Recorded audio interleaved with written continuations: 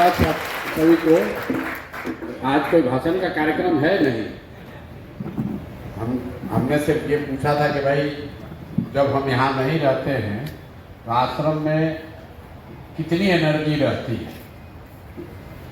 हमको ये डर सताता रहता है कि अभी हम जा रहे हैं बाहर तो आश्रम में से, आश्रम में रहने वाले लोगों की ऊर्जा, उनका आत्मविश्वास थोड़ा कम हो जाए। अरे भैया प्रशांत जी तो वहाँ गए, यहाँ पर हम लोग बैठ के क्या कर रहे हैं। तो हमने अपने साथियों के लिए लक्ष्य निर्धारित किया था कि भाई अब यहाँ से निकल रहे हैं, आते जाते रहेंगे तो कम से कम अगर 500 साथी साथ में रहें तो वो एक दूसरे की हिम्मत, एक दूसरे का हौसला, एक दूसरे का आत्मविश्वास बनकर इस पूरे व्यवस्था को जागृत रखेंगे। तो 2-3 दिन पहले मैंने पूछा भैया आश्रम में नंबर अभी कितना है। ये हम लोगों ने अनुभव देखा है पद यात्रा में कि जब नंबर कम हो जाता है तो हिम्मत जवाब देने लगती है। ऐसा लोगों को लगता है कि अरे बहुत बड़े ज्ञानी हैं, बहुत बड़े होशियार हैं, रणनीतिकार हैं। हर दिन सुबह उठ के जब आप सुबह आँख खोलते हैं तो अपने आप को खींच कर निकालना पड़ता है बेड से कि नहीं भैया इसको करना ही है। हर दिन सुबह ऐसा लगता है भैया क्या ही कर रहे हैं, हो पाएगा कि नहीं हो पाएगा। तो जब समूह में लड़के होते हैं, जिसको बोलचाल की भाषा में हम लोग भीड़ कहते हैं, जब भीड़ दिखती है, लोगों की संख्या दिखती है, आप अकेले नहीं होते हैं तो हिम्मत बढ़ने में, आत्मविश्वास को बनाए रखने में मदद मिलती है। इसीलिए मैंने पूछा भाई आश्रम में कितने लोग रहते हैं तो बताया गया कि आजकल 400 के आसपास आश्रम में लोग रहते हैं। अभी भी हमारी जो सोच है उससे संख्या बहुत कम है, लेकिन मुझे लगता है कि उस दिशा में हम लोग बढ़ रहे हैं।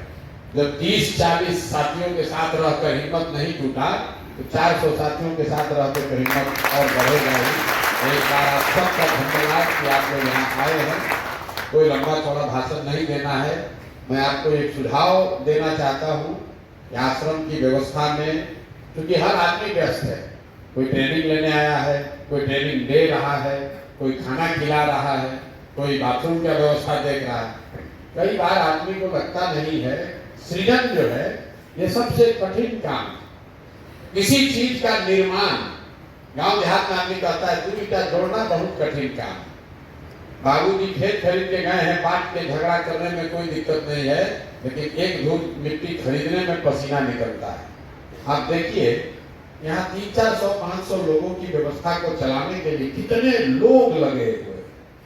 अगर पूरे बिहार में 50 लाख लोगों को का जीवन सुधारना है तो कितने साथी इधर से उठकर इधर आएंगे, तब हम लोग अपने भाइयों का, मित्रों का जीवन सुधार पाएंगे।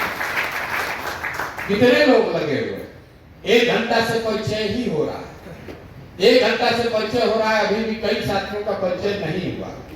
इतने लोग लगे हुए हैं तो 200, 300, 500 आदमी को अब प्रशिक्षण हो रहा है। तो जब हम लोग कहते हैं कि 1 लाख आदमी, 1 लाख लड़के, 1 लाख युवा, 1 लाख बिहार के लोग जिनको समाज सुधार मित्र बनाया जाएगा, तो कई आदमी को लगता है इसका क्या, 1 लाख आदमी का क्या जरूरत है। 1 लाख आदमी अगर प्रशिक्षित हो जाए, संगीत बन जाए, विकसित बन जाए, अभिषेक बन जाए, तब जाकर कहीं बिहार की दुर्दशा सुधरनी शुरू होगी। कोई विधायक बन जाए, कोई मंत्री बन जाए, कोई योजना लगाने से बिहार सुधरने वाला नहीं है। इतना गर्त में हम लोग चले गए हैं, दुनिया कहां से कहां चली गई। हम लोग अभी जी रहे हैं 1960-70 में। तो हम हमेशा कहते हैं कि जिस बिहार को देश के सभी दल और नेताओं ने न सुधर पाने वाला मानकर छोड़ दिया है, उसको सुधारने का जिम्मा सिर्फ और सिर्फ बिहार के लड़कों का है, आपका है, हमारा है। दूसरा कोई इसको नहीं सुधारेगा। आप लोग देखते होंगे अफगानिस्तान का, अफगानिस्तान देश का नाम सुने हैं ना? आज से 30-40 साल पहले वहां सोवियत रूस पर था, वो लोग आए उस पर कब्जा करके कि हम लोग इस देश को बढ़िया बना देंगे। वहां का आदमी ऐसा है कि लड़ते लड़ते लड़ते उनको सोवियत रूस को मार के भगा दिया वहां से, लेकिन माना नहीं। फिर 20 वर्ष आपस में लड़ता रहा। फिर अमेरिका वाले लोग आए, कहा रशिया नहीं सुधार सका, हम लोग सुधार देंगे, हम लोग पास बहुत रुपया है। अमेरिका वहां 10-15 साल तक रहा। अमेरिका के साथ कई साथी देश के लोग, वहां के संसाधन, वहां के एक्सपर्ट, विद्वान, यूनाइटेड नेशन सब लोग गया अफगानिस्तान कि हम लोग इन लोगों को पढ़ाना सिखा देंगे, ये लोग को लड़ाई बंद कर देंगे, ये लोग को जीना सिखा देंगे, ये लोग को मॉडर्नाइज कर देंगे, विकसित कर देंगे। अब सब होने के बाद एक समय आया जब कहा भैया तुम लोग को प्रणाम कर रहे हैं, हम लोग जा रहे हैं, जो करना है करो। अब वो फिर तालिबानी वाला चला। तो भैया बिहार में वही दशा, बिहार का हम लोग बच्चे थे 1989 के इलेक्शन में, हमको लगता है कि हम 8वीं क्लास में पढ़ते थे, तो पहली बार हमने विशेष राज्य का दर्जा और पैकेज की बात यही गांधी मैदान में राजीव गांधी तो प्रधानमंत्री थे, उनसे सुना था। उनसे मतलब रैली में सुनने नहीं गए थे, पेपर में पढ़े होंगे। तो राजीव गांधी ने कहा उस समय, आप जाके देखिएगा लाइब्रेरी में छपा होगा, अभी भी कहीं पेपर होगा, कि मैं बिहार को सुधार दूंगा, अगर हम प्रधानमंत्री बने तो बिहार को 50,000 करोड़ रुपया का पैकेज दिया जाएगा। ये कहा गया 1989 में, 1989, 11 साल उधर और 25 साल इधर, करीब 36 साल हो गया। फिर वीपी सिंह आए, जनता दल सब बना, हम लोग बिहार को सामाजिक न्याय से सुधार देंगे। तो सुधारते सुधारते जंगल राज बना दिया। फिर उसके बाद देखिए नीतीश जी आए, ये भी थोड़ा बहुत सुधार कर भूल गए। फिर मोदी जी आए, आपने भाषण सुना होगा, 80,000 करोड़ दे कि 1 लाख करोड़ दे, 1 लाख करोड़ दे कि 2 लाख करोड़ दे, वो भी हारे भागे, यहाँ से जान छोड़ा के भागो रे भाई, बिहार का कुछ नहीं हो सकता है। मैं आपको इसलिए कह रहा हूं कि कांग्रेस, लालू, नीतीश, भाजपा, ये चारों लोग बड़े दल, बड़े नेता कहीं न कहीं बिहार से हार मान के थक कर छोड़कर चला गया, चलने तो सुधरने वाला नहीं। उसमें बिहार में कोई जन स्वराज के लड़के खड़े होकर कह रहे हैं कि नहीं इसको सुधारा जा सकता है, ये विश्वास ही अपने आप में सबसे बड़ी जीत है। जब जीत होगा तब होगा, जब जीत होगा तब होगा। किसी का दम नहीं है देश में। हम सब नेताओं के साथ काम किए हैं जो कह रहे कि हम बिहार को सुधार सकते हैं। सड़क बनाना अलग बात, लेकिन बिहार भी देश के विकसित राज्यों में शामिल हो सकता है, ये किसी नेता का दम नहीं है। और उसको बनाने में आप कंधा लगा रहे हैं, ये आपका योगदान है। बने या न बने, सफलता मिले या न मिले, इस बात को इतिहास के पन्नों से कोई मिटा नहीं सकेगा कि एक बहुत बड़ा प्रयास किया गया था और करने वालों में वाहिनी का एक मुख्य अंग थी। हम आपको पहले कहा लंबा चौड़ा भाषण नहीं देंगे, आपको सुबह में क्लास की है तो 2 बात बताकर खत्म करेंगे। हमारी माँ हमेशा कहती थी कि जो समाज को लंगर जो चलाता है वो भूखे नहीं मर सकता है। आप जरा सोच के देखिए, जो खाना बांट रहा है, चाहे बारात में बांटे, मंदिर में प्रसाद बांटे, लंगर चलाए, यहाँ कैंप में खाना खिलाए, या रोड पर कोई जगराता में पूरी की सब्जी बांटे, जो खाना बांट रहा है वो कभी भूखे नहीं मर सकता है। प्रकृति के नियम के खिलाफ कैसा ऐसा हो कैसे सकता है कि आप खाना बांट रहे हैं और आप भूखे मर जाए। तो वाहिनी ये व्यवस्था बना रही है, आपको चिंता करने की जरूरत नहीं है। अगर व्यवस्था बनी तो आपको कभी अपने जीवन में संघर्ष वापस इसलिए नहीं करना पड़ेगा कि हमारा 5 रुपया कैसे मिलेगा, हमको नौकरी कैसे मिलेगी। संघर्ष तो जीवन में रहेगा ही, लेकिन ये जब व्यवस्था बनेगी तो हर व्यक्ति को जो इससे जुड़ा हुआ है, जो वाहिनी है, जो बना रहा है, प्रशांत किशोर चाहे या न चाहे उसको आगे बढ़ना ही बढ़ना है। आप देखिए मोदी जी प्रधानमंत्री बने, अगर उनके बनने में हमने कंधा लगाया है तो मोदी जी हमको रखे कि न रखे, हमारा जीवन आगे बढ़ेगा ही बढ़ेगा, कोई रोक नहीं सकता। तो मोदी जी के कहने करने का मोहताज नहीं है, क्योंकि कुछ हो ना हो आप इतना चीज सीख लेते हैं, इतना जीवन में आगे बढ़ जाते हैं, इतना अनुभव आपको हो जाता है कि आप वापस लौट कर वहां नहीं पहुंचिएगा जहां से शुरू किए थे। तो आप ये भरोसा रखिए कि जो वाहिनी के साथी हैं, चाहे अलग अलग कोई भी काम कर रहे हैं, ये आप इसके बनाने वाले हैं। जब ये व्यवस्था बनेगी तो निश्चित तौर पर आपका जीवन की जो धारा है वो बदल जाएगी। और अगर नहीं बनी तो आपको हमको ये भरोसा होना चाहिए अपने आप पर कि भाई जब हमें काबिलियत नहीं थी तो हम क्यों लेते, अगर हम नहीं बना पाए तो क्यों मांगेंगे। लेकिन अगर बना दिया, अगर व्यवस्था बना दी तो हमारा हक उसमें कोई दूसरा ले नहीं सकता है, इस बात का भरोसा रखिए। और दूसरी बात, ये संख्या काफी नहीं है। 1000 वाहिनी 15 अप्रैल तक ये संख्या 1000 होनी चाहिए। 20 तारीख से 20 अप्रैल से अभी आपके समक्ष 11 अप्रैल की एक यहाँ पर बैठक होनी है, उसमें आपका कुछ योगदान होगा। लेकिन 20 अप्रैल से हम लोग की कोशिश है कि एक फाइनल अटैक, पूरा प्रयास झोंक के 500 साथी मेरे साथ चलेंगे। पूरे बिहार को हम लोग 120 दिन में मत के रख देंगे। तो जो साथी चलना चाहते हैं, जो साथी भी चलना चाहता है, जो भी सीखा है भाषण देने के लिए बाइक पर, गाड़ी पर, एक मैं और मेरे साथ 500 साथी 20 तारीख से हम लोग चलेंगे। 120 दिन में 243 विधानसभा, मतलब 20 अप्रैल से शुरू करके 20 अगस्त तक पूरा बिहार एक बार जगाकर समझाकर एक अंतिम प्रयास हम लोग जरूर कर देंगे। तो जो साथी चलना चाहते हैं वो अभी से अपना तैयारी कर लें, कपड़ा अपना धुलवा लीजिए। 20 तारीख से हम लोग चलेंगे, गाड़ी से चलेंगे इस बार, पैदल नहीं चलना है। और हर दिन 2 विधानसभा, 10 घंटा, 12 घंटा, 14 घंटा, जितनी भी मेहनत करनी पड़े वो करना है। तो जो साथी ऐसे हो जो आगे 50 बाइक से चलकर हमसे पहले जाकर सभा करें, वो साथी जब हम लोग चले तो 20 किलोमीटर रेडियस में कोई आदमी छूटे नहीं, चाहे उसको गाड़ी से उठा कर लाना पड़े या टेम्पू से या बस से। वो साथी वो हो जो अभी रोड पर झंडा लगाते थे, लेकिन जब इस बार चलेंगे तो 15 किलोमीटर दाहिने, 15 किलोमीटर बाएं, कोई घर, कोई दुकान जन स्वराज के झंडा बैनर से छूटना नहीं चाहिए। इसलिए 500 साथियों की जरूरत है। और 500 साथी जब ये यात्रा करा रहे होंगे, कर रहे होंगे, तो ये आश्रम में ये आत्मविश्वास, ये हौसला, ये कार्यक्रम बना रहे। इसके लिए जरूरी है कि यहाँ पर से 500 साथी बैठकर पूरे राज्य भर के वाहिनी SKS को एक्टिवेट रखें। तो 500 साथी यहाँ और 500 साथी यात्रा में।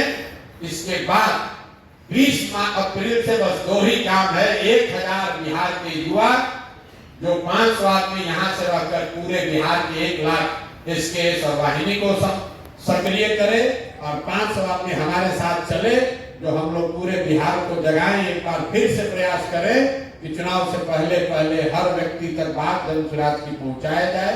तो जो लोग तैयार हैं, सब लोग अपना अपना प्रेफरेंस अभी से बनाना शुरू कीजिए। कौन भाषण देना चाहता है, कौन मोटरसाइकिल पर चलना चाहता है, कौन झंडा टीम में जाना चाहता है। हम अगले 10-12 दिन यहाँ रहेंगे 2 तारीख से, तो आप लोगों से बात भी होगा और सारा ये टीमों का गठन हम लोग कर लेंगे। 11 तारीख को जब गांधी मैदान में रैली हो जाएगी तो 5 दिन आप घर जाइए, 2 दिन, 4 दिन, 5 दिन घर जाइए, और जब घर से आइए तो उसके बाद हम लोग अब चुनाव के बाद ही वापस लौटेंगे। बीच में एक दिन भी छुट्टी नहीं होगी। ठीक है, ठीक है ना भाई। 4 महीना तो एकदम हम लोग कमर कस के, बिना बीमार पड़े, बिना छुट्टी लिए। अरे ऐसा बढ़िया महीना भी है कि अप्रैल से लेकर दशहरा तक कोई पर्व त्योहार भी नहीं, कोई पर्व त्योहार है ही नहीं। 1000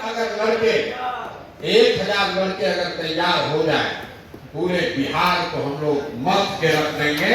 और ये भी कर सकते हैं कि 500 आदमी यहाँ से चलाए, 500 आदमी हमारे साथ चले। 2 महीना के बाद उसको फ्लिप भी कर देंगे कि जो 500 आदमी यात्रा में चल रहा है वो कैंप में आएगा और कैंप वाला आदमी यात्रा में जाएगा, ताकि जो लोग थक जाए वहां चलते यहाँ कैंप में आकर रखे। अभी इस कैंप के लिए सारा स्टेट इंटेलिजेंस, सेंट्रल इंटेलिजेंस रोज आता है, यहाँ रोज बनाता है कितना लड़का रह रहा है, क्या हो रहा है, बिहार में क्या भूचाल आ रहा है, कितना लोग ट्रेनिंग ले रहा है, ट्रेनिंग में क्या कर रहा है। अभी आप यहाँ 400 हुए, जैसे ही आप 1000 होइएगा, 1200 होइएगा और यहाँ से 1 लाख बच्चों को हम लोग गाइड करना शुरू कर देंगे। यहाँ से फोन जाए सुबह 9 बजे और 50,000 बच्चे अपने अपने गांव में जन स्वराज का झंडा लेकर घर घर का डोर टू डोर करना शुरू करे, तब जाकर बिहार बदलेगा। इतना संकल्प और इतना बढ़िया व्यवस्था बनेगा और बिल्कुल इसको किया जा सकता है। जय बिहार वाला नारा बहुत देख रहे हैं, घर बढ़ गया, बढ़ा है कि नहीं बढ़ा?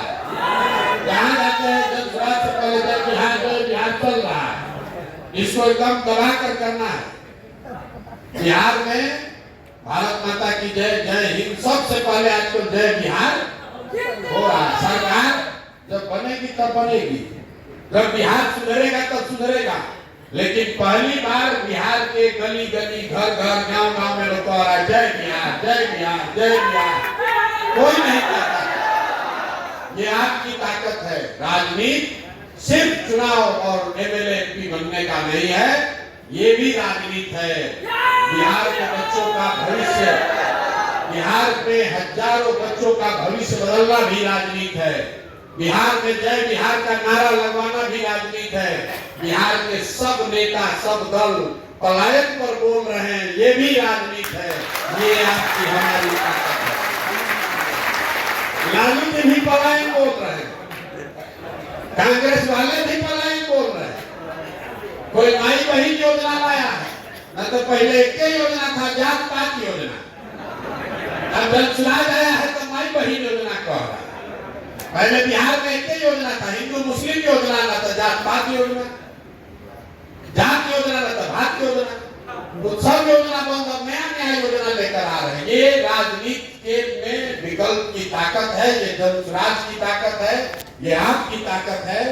अब संकल्प लीजिए, घर घर से, गांव गांव में 5 आदमी को, 10 आदमी को, अपने साथी लड़कों को जोड़िए। अभी समय है, 1 महीना में जिसको भी जानते हैं ये लड़का कारगर हो सकता है, उसको लाइए, इस व्यवस्था का हिस्सा बनाइए। 1-1.5 हजार लड़कों ने भी अगर संकल्प ले लिया तो लाखों लोगों का बिहार में जीवन बदल सकता है। इसी संकल्प के साथ इसको शुरू किया गया है और इसको बिना आपके सहयोग के पूरा नहीं किया जा सकता है। हम मजाक में कभी कभी कहते हैं, जो वाहिनी है ये शंकर की बारात है, ये नेताओं का संगठन नहीं है, ये शंकर की बारात है। कोई पढ़ा लिखा है, कोई बिल्कुल अनपढ़ है, कोई कपड़ा बहुत बढ़िया सलीके से पहनता है, जिसको कोई ऐसा भी है जिसको कपड़ा पहनने से मतलब नहीं, लेकिन ये धुनी लोग हैं। एक बार धुन सवार हो गया तो जहां जाएगा वहां पर ही आएगा। आप सबका इस पूरी व्यवस्था को बनाने में जो योगदान है वो प्रशांत किशोर या आपके यहाँ बैठे किसी साथी के रिकॉग्निशन का मोहताज नहीं है। आप इतिहास बना रहे हैं और ये आप भरोसा रखिए कि उस इतिहास को बनाने वालों में, जब आजादी की लड़ाई में लोग भगत सिंह का नाम ले रहा है, गांधी का नाम ले रहा है, तो कई ऐसे लोग जिनका नाम लोग नहीं लेते भी कहते हैं कि आजादी की लड़ाई में सैकड़ों हजारों लोगों ने कुर्बानी दी है। तो ये हजारों लोगों के प्रयास, परिश्रम, आपके श्रम, आपके खून पसीने से ही इसको बनाया जा सकता है। एक प्रशांत किशोर इसको नहीं कर सकते हैं। 1000 लड़के, हजारों लड़के जब लगेंगे तब बात बनेगी। एक अंतिम आग्रह, आप लोग हफ्ते में 1 दिन ही सही, लेकिन पूरा आश्रम एक बार जरूर बैठिए, ताकि समूह की ताकत आपको जब भी आपका मन लगे, अरे भैया क्या कर रहे हैं यहाँ गंगा जी के किनारे बैठ के, इतना लूप में, धूप में, धूल में, मच्छर में, जब आप साथ में बैठते हैं तो आपको लगता है कि नहीं, ये सही काम कर रहे हैं, कुछ सही करने के लिए जुटे हैं। 6 महीना की बात है, अपना हिम्मत अभी बना कर रखेंगे, बिना किए बगैर इसको मानेंगे नहीं। तो हफ्ते में 1 दिन ही सही जरूर हम लोग आश्रम की बैठक होनी चाहिए, 22 दिन की नहीं, डिजिटल टीम की नहीं, एसकेएस की नहीं, आश्रम के सारे साथियों की बैठक हफ्ते में एक दिन जरूर आप लोग की होनी चाहिए, ताकि एक दूसरे का परिचय हो सके। और सिर्फ मन से ही नहीं, जो साथी इस साइड में बैठे हैं, 2 घंटा उस दिन सब काम रोक के एक दूसरे से परिचय, एक दूसरे का अनुभव, एक दूसरे का सुझाव वो जरूर हम लोग को साझा करना चाहिए। उससे ताकत बढ़ेगी, समूह की हिम्मत बढ़ेगी और इस काम को करने का जज्बा जो है वो और मजबूत होगा। बहुत बहुत धन्यवाद। खाना खाइए, मजा लीजिए। हम अच्छा से सभी कर